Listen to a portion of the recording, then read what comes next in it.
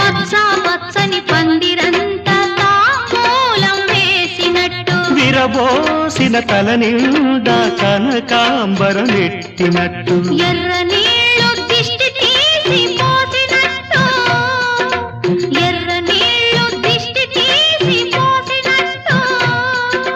కర్పూరం హారతి ఇచ్చినట్టు ఆకాశం ఎందుకో పచ్చబడ్డది ఆ నడుమ బొట్టేమో ఎర్రబడ్డది వీచే గాలుల తాకిడి సాగే గువ్వల అలజడి రమ్మని పిలిచే పైబడి